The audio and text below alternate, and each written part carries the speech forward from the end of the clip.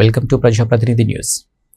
సంగారెడ్డి జిల్లా ప్రతినిధి శ్రీ సరస్వతి శిశు మందిర సదాశివపేట పాఠశాలలో శ్రీమద్ భగవద్గీత జయంతి కార్యక్రమం జరిగింది.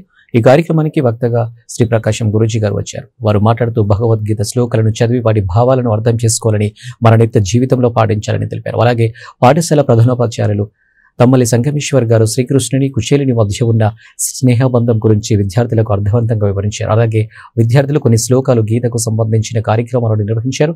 మాతాజీలు భగవద్గీత శ్లోకాలను పఠించారు. కార్యక్రమానికి శాంతి పాటతో ముగించారు.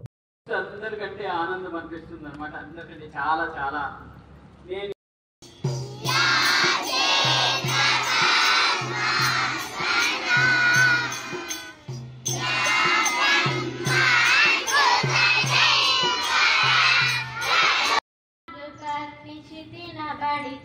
जाएंगे अपनी भारत माता को हम जगह सिर मौर बनाएंगे। राणा लाचित छत्रसाल और चन्नम्मा की शक्ति हम नायन्नार हलवारों नरसी चैतन्य की भक्ति हम शक्ति भक्ति युक्ति से हम प्रगति शिखर तक जाएंगे। शक्ति भक्ति युक्ति से हम प्रगति शिखर तक जाएंगे। अपनी भारत माता को हम जगह सिर मौर बनाएंगे। अपनी भारत माता को हम जगह सिर मौर बनाएंगे। Thank you.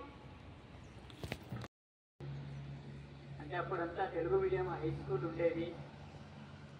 ఈ హై స్కూల్ అయిపోయిన తర్వాత నేను రావడం జరగలేదు. దాని తర్వాత కరోనా వచ్చి అట్లా 2 సంవత్సరాలు లాస్ అయింది. నేను అటెండ్ అయ్యామని దాదాపు 2-3 సంవత్సరాల నుంచి నేను రావట్లేదు.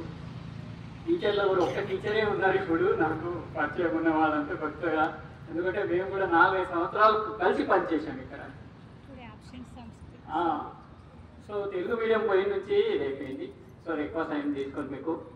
సో ఐఎమ్ వెరీ హ్యాపీ కదా. జస్ట్ భగవద్గీత గురించి చెప్పాలి. మీ అందరికీ తెలుసు భగవద్గీత అని. అందరికీ తెలుసు కదా భగవద్గీత గురించి. ఎందుకు భగవద్గీత? ఈ జవాబు ఎవరి దగ్గర లేదు. మీకు అనిపిస్తుంది ఏంటి భగవద్గీత? గురుజీలు చెప్పమన్నారు, ఆచార్య వాళ్ళు చదవమన్నారు, భగవద్గీత చదువుతున్నాం, అంతే కదా? అంతేనా? అందరికి అర్థమైంది అంతే కదా.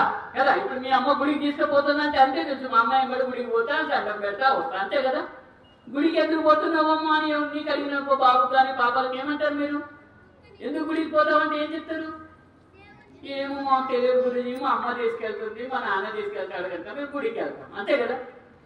కదా సో ఒకటి మీరు అలా ఆలోచించండి. మీరు గుడికి పోయినప్పుడు ఎలా ఉంటారు, బయట ఆడుకునేటప్పుడు ఎలా ఉంటారు?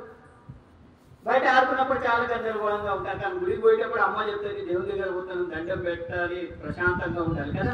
గుడికి పోయినప్పుడు ప్రశాంతత అనిపిస్తుందా లేదా? కదా, అనిపిస్తుందా లేదా? గుడికి శాంతంగా ఉండాలి, అల్లరి చేయొద్దు, సైలెంట్గా ఉండాలి కదా, అది ప్రశాంతత కదా. అయితే ఆ విధంగానే ఈ భగవద్గీత కూడా ఏంటంటే మన దగ్గర ముఖ్యంగా 3 చెప్పుకుంటారు, మీరు చదివి ఉంటారు. రామాయణము, మహాభారతము, మహాభాగవతం. ఈ 3 బాగా తెలిసి ఉంటాయి మీకు అందరికీ. అప్పుడప్పుడు రామాయణంలో శ్రీరాముని గురించి, భాగవతంలో శ్రీకృష్ణుని గురించి, మహాభారత్ అంటే మీరు విని ఉంటారు. చిన్న పిల్లలు కౌరవ పాండవులు ఉంటారు కదా అని కదా, విని ఉంటారు కదా. అయితే కౌరవ పాండవుల్లో ఏమైపోయిందంటే అన్నదమ్ములనే కొట్లాట వచ్చేసింది అనమాట కదా. శ్రీకృష్ణుడు ఉండి వాళ్ళిద్దరికి అనమాట, వాళ్ళిద్దరి మధ్యన కూడా ఉండి కౌరవులకు నచ్చ చెప్పినా కూడా వాళ్ళ రాక్షస గుణం